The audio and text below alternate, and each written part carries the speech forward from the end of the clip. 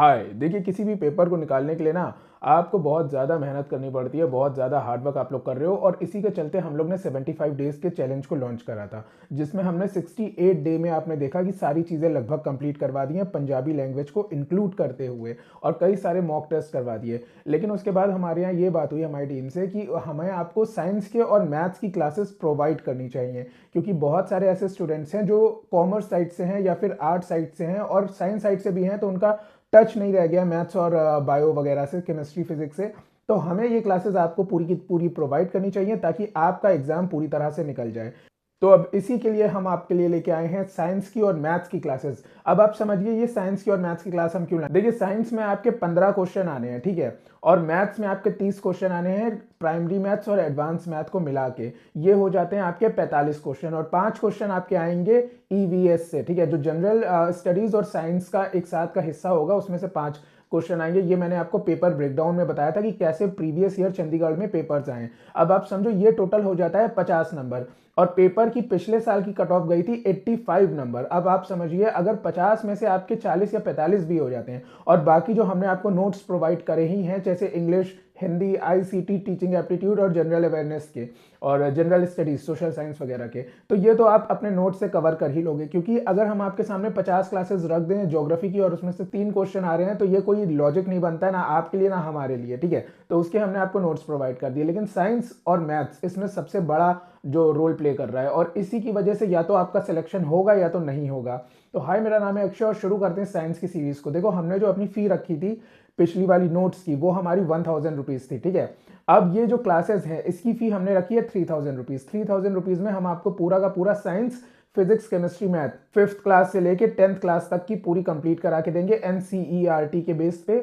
और मैथ्स हम आपको एडवांस मैथ्स और जो नॉर्मल मैथ्स होती है वो अपनी क्लासेस में कंप्लीट करा के देंगे। तो जो हमारे पुराने स्टूडेंट थे जो पहले से एनरोल हैं, उनके लिए फ़ी हो जाती है 1999, और जो नए वाले स्टूडेंट्स हैं उनके लिए फ़ी हो जाती है 2999। तो जो भी एनरोल करना चाहते हैं, आपके पास ज़्यादा टाइम नहीं है, बस हमारी क्लासेस देखिए, नोट्स पढ़िए और पेपर को 100% निकाल लीजिए।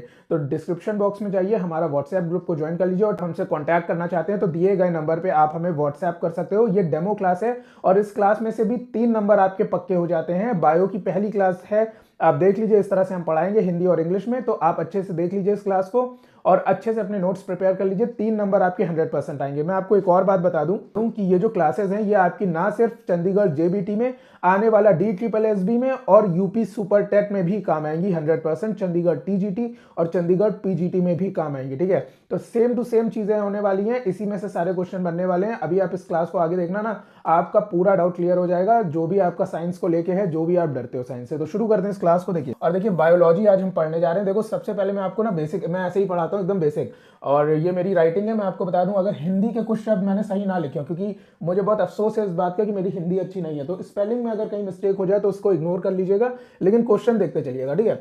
बायोलॉजी आज हम पढ़ने जा रहे हैं। देखो, बायो का मतलब होता है लाइफ, ठीक है। आप ये बात समझ लो, एग्जाम में ये सारी चीजें पूछी जाती हैं, छोटी छोटी चीजें हैं, ठीक है। और लॉजी का मतलब होता है स्टडी। क्या मतलब होता है? Logical study. और जहां लॉजिस्ट लग जाता है, बायोलॉजिस्ट, कार्डियोलॉजिस्ट, डर्मेटोलॉजिस्ट, ऑन्कोलॉजिस्ट, जहां लॉजिस्ट लग जाता है तो उसका मतलब होता है जो उसकी स्टडी करता है, करने वाले को बोलते हैं, ठीक है। लॉजी का मतलब स्टडी, लॉजिस्ट का मतलब हो गया स्टडी करने वाला। बायोलॉजी लाइफ की स्टडी, एग्जाम में पूछा जाता है। कार्डियोलॉजी हार्ट की स्टडी, डर्मेटोलॉजी स्किन की स्टडी, ऑन्कोलॉजी कैंसर की स्टडी। इस तरह से हमने आपको नोट्स में और भी चीजें दे रखी है, वो आपने पढ़ ही लिया होगा, ठीक है। तो ये बेसिक बेसिक है जो एग्जाम में आता है। आगे देखिए, आगे है बायोलॉजी के जो फादर हैं, मतलब इसके जनक हैं, वो कौन थे? तो एरिस्टोटल इनके जनक है, जिनको हिंदी में आस्तु बोलते हैं। इसको आपने पढ़ा होगा टीचिंग एप्टीट्यूड में, कई बार इनका नाम आता है, ठीक है। तो बायोलॉजी के जो फादर हैं उनको बोलेंगे हम एरिस्टोटल। अच्छा, बायोलॉजी की ना 2 ब्रांचेस हैं, एक है जूलॉजी, एक है बोटैनी, ठीक। अब जूलॉजी के जो जनक हैं, जो फादर हैं, उनको भी हम एस्ट्रोटल यानी कि आरस्तु बोलेंगे। लेकिन जो बोटैनी है, बोटैनी यानी प्लांट की जो स्टडी होती है, ठीक है, ये मैमल्स की स्टडी होती है और ये होती है प्लांट्स की स्टडी, ठीक है। अब देखिए, एक क्वेश्चन बनता है कि जूलॉजी के फादर कौन है, तो मैंने आपको बताया एरिस्टोटल। लेकिन बोटैनी के फादर कौन है? तो यहां पे आ जाता है आपका थियोफ्रैटस, ठीक है। ये बोटैनी के फादर हैं, ठीक है, याद रखिएगा इस चीज को। अब देखिए, एरिस्टोटल ने एक किताब लिखी है जो कि एग्जाम में आती है। एरिस्टोटल ने ह्यूमन जूलॉजी के ऊपर कौन सी किताब लिखी है? तो उस किताब का नाम हो जाता है हिस्टोरिया एनिमिलिया। क्या किताब का नाम होता है? Historia Animalia. उसी तरह जो बोटैनी है, बोटैनी यानी जो आपकी प्लांट्स की स्टडी होती है, ठीक है। ये जो बायोलॉजी का दूसरा पार्ट है, इसके जो फादर हैं वो है थियोफेरेटस, और इन्होंने जो किताब लिखी है उसका नाम है हिस्टोरिया प्लांटोरम। देखिए प्लांट, प्लांट मतलब जो आपके प्लांट्स होते हैं, ठीक है, वो तो आपको पता ही है, उसी से ये शब्द निकला है प्लांटोरम, हिस्टोरिया प्लांटोरम। ये बेसिक चीज हो गई बायोलॉजी के बारे में, यही से बेसिक क्वेश्चन आते हैं। आगे देखिए, अब हम बात करेंगे बायोलॉजी में सबसे बेसिक चीज के बारे में। यहां से हम शुरू करेंगे, डाइजेस्टिव ये वो सारे सिस्टम लेके चलेंगे, ठीक है, सब आप समझ जाओगे, एक भी क्वेश्चन आपका गलत नहीं होगा और एक भी क्वेश्चन ऐसा नहीं आएगा जो हमने ना पढ़ाया है और एग्जाम में आ जाए। तो देखिएगा, ब्लड के बारे में आज हम पढ़ने जा रहे हैं, हिंदी में बोलते हैं रक्त, ठीक। अब blood is a connective tissue, connect करता है, अभी हिंदी में भी देखते हैं इसको, ठीक है। इसका एग्जाम्पल है कोलाइडल सॉल्यूशन लाइक मिल्क, ठीक। अब देखो ये बड़ी बड़ी लाइन आपके सामने बोल दी, एग्जाम में यही चीज आती है आपकी। हिंदी में इसको बोलते हैं रक्त एक तरल संयोजक उत्तक है, ठीक है, ये हिंदी में बोलते हैं।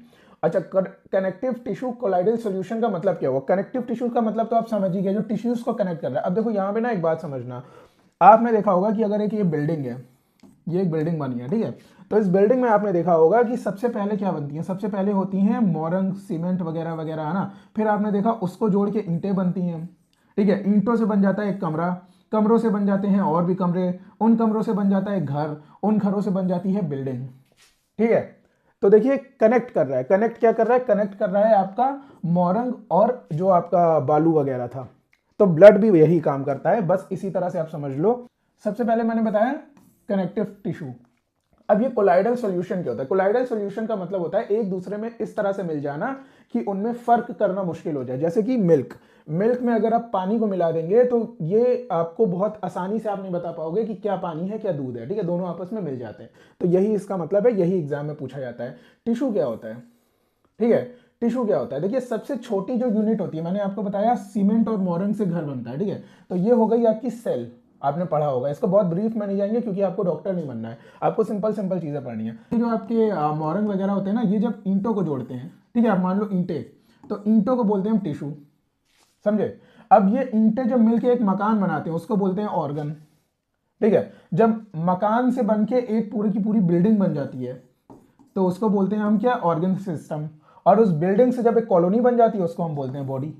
ये एग्जाम में आपके पूछा जाता है, एग्जाम में आपको ये सारी चीजें दे दी जाएंगी, cell, tissue, organ, organ system या ऑर्गेनिज्म, ठीक है। आपको इसको रीअरेंज करना पड़ेगा, ये एग्जाम में अक्सर पूछा जाता है। बस सबसे पहले cell, tissue, organ, organ system, organism यानी कि बॉडी। की जो ब्लड है उसका कलर रेड क्यों है, ये सभी को पता होगा, इसका मतलब है हेमोग्लोबिन की वजह से। अब हम हेमोग्लोबिन के बारे में भी कुछ चीजें देखें, हेमोग्लोबिन का फंक्शन क्या होता है। देखो हेमोग्लोबिन का फंक्शन होता है ट्रांसपोर्ट करना गैसेस को, कौन सी दो गैस मेजर, ऑक्सीजन और कार्बन डाइऑक्साइड, ठीक है, ये जो है ट्रांसपोर्ट करता है ब्लड के अंदर, ऑक्सीजन और कार्बन डाइऑक्साइड। ये क्वेश्चन भी एग्जाम में पूछा जाता है। अगला देखिए पीएच वैल्यू। पीएच वैल्यू ना मैं आपको बताऊं बहुत सिंपल शब्दों में पावर ऑफ हाइड्रोजन बोलते हैं, इसका फुल फॉर्म होता है कि हाइड्रोजन की कितनी पावर है किसी चीज में। आप देखो किसी भी चीज को अगर आप स्मेल करोगे कभी भी, तो आपने देखा होगा या तो वो नॉर्मल स्मेल करता है या तो कभी कभी बहुत खट्टी स्मेल करता है। अगर आप दालचीनी की बात करो, आपके घर में दालचीनी हो, दालचीनी को पानी में उबाल देना, देखना बड़ी अजीब सी स्मेल देगा। क्यों? क्योंकि उसका ना एसिडिक नेचर बहुत ज़्यादा है, पीएच वैल्यू बहुत ज़्यादा है उसकी, जितनी ज़्यादा पीएच वैल्यू उतनी ज़्यादा वो महकेगी।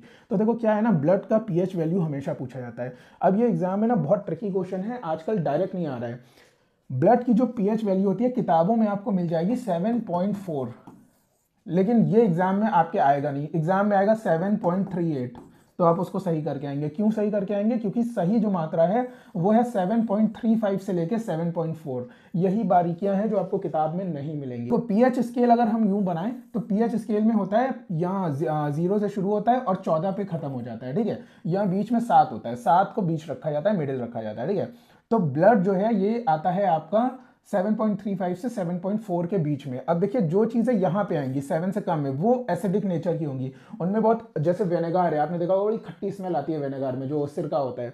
लेकिन एल्कलाइन जो क्षारी चीजें होती है, देखिए अम्लीय बोलेंगे इसको हिंदी में एसिडिक को, और एल्कलाइन को बोलेंगे हम लोग क्षारी, ठीक है, यही बोलते हैं शायद हिंदी में इसको। तो देखिए जितनी ज़्यादा चीज़ एसिडिक होगी उतनी ज़्यादा स्मेल करेगी, जैसे विनेगर वगैरह वगैरह वगैरह। तो ब्लड जो है वो हल्का सा क्षारी नेचर का होता है, ये क्वेश्चन भी एग्जाम में आता है, ब्लड इज स्लाइटली एल्कलाइन। अब देखिए यहाँ पे ना एक क्वेश्चन और आता है, ह्यूमन जो नॉर्मल होता है, जो नॉर्मल इंसान होता है जिसको कोई बीमारी ना हो, उसमें कितना ब्लड जो है पाया जाता है, तो ये पाया जाता है आपका 5 से 6 लीटर। लेकिन ये क्वेश्चन एग्जाम में अब नहीं आता है, बहुत पुराना क्वेश्चन हो गया। अब क्या एग्जाम में आता है? अब एग्जाम में आता है कि 1.13 part of human body weight is blood. अब क्वेश्चन में ये आता है कि भाई एक व्यक्ति है, उसका शरीर का वेट इतना है, तो उसका जो है ब्लड कितना होगा, तो ब्लड होगा आपका 1.13, ठीक है। और अगर हम क्यूबिक एमएल में बात करें तो ये हो जाता है 700 क्यूबिक एमएल, ठीक है, 700 पर क्यूबिक एमएल हो जाता है आपका ब्लड। अब हम आ जाते हैं नीचे और जल्दी से देखते हैं ब्लड के और भी कंपोनेंट्स क्या होते हैं। देखिए, ब्लड का सबसे पहला कंपोनेंट होता है प्लाज्मा। पहले हम प्लाज्मा के ऊपर आते हैं, फिर उधर जाते हैं। प्लाज्मा में क्या है? प्लाज्मा जो होता है आपका, वो एक ब्लड में होता है 55 से 60%, ठीक है। अगर एक ब्लड है आपका, इतना ये ब्लड है, तो उसके अंदर जो है आपका 55 से 60% तो प्लाज्मा हो गया। अब प्लाज्मा के अंदर क्या होता है? प्लाज्मा के अंदर 92 टू 97% क्या होता है? पानी होता है, ठीक है। 92 टू 97% तो पानी हो जाता है। बाकी का जो 3% होता है मेन पार्ट, उसमें होता है प्रोटीन, मिनरल्स, हार्मोन्स और वाइटामिन्स, ठीक। अच्छा, एक क्वेश्चन आता है कि प्लाज्मा जो है किस कलर का होता है, तो ये व्हाइट कलर का होता है, ये स्टिकी प्रोटीन होता है। ये भी पूछा जाता है कि प्लाज्मा को और क्या बोलते हैं, तो ये स्टिकी प्रोटीन होता है, ठीक है। ये हो गया। अब हम आ जाते हैं खटाक से इधर। ब्लड कॉप्सूल्स क्या होते हैं? ये होते हैं आपकी बॉडी में 40 से 45% तक, ठीक है, 40 से 45%। अब इसमें 3 चीजें आ जाती हैं, आरबीसी, डब्ल्यूबीसी, प्लेटलेट्स। आपने कई बार पढ़ा होगा, red blood cell, white blood cell और प्लेटलेट। रेड ब्लड सेल का नाम आता है इरेक्थ्रोसाइट, फिर डब्ल्यूबीसी का जो नाम है वो है ल्यूकोसाइट, और प्लेटलेट्स का नाम है थ्रोम्बोसाइट, ठीक है। अब हम इनके बारे में पढ़ेंगे और ये चैप्टर यहीं पर खत्म हो जाएगा। आप देखिए, इसमें से आपके 3 क्वेश्चन कम से कम बनेंगे। देखिए, आरबीसी की अगर हम बात करें तो इसको हम बोलते हैं कौन से शेप का होता है, ये क्वेश्चन एग्जाम में आता है, तो ये होता है बाई कॉन्केव शेप का, ठीक है। बाई कॉन्केव शेप का क्या मतलब होता है? कुछ इस तरह से, ये जो बना है, देखो कॉन्केव क्या होता है? कॉन्केव मिरर है ना, इस तरह से होता है, कॉन्वेक्स और कॉन्केव मिरर।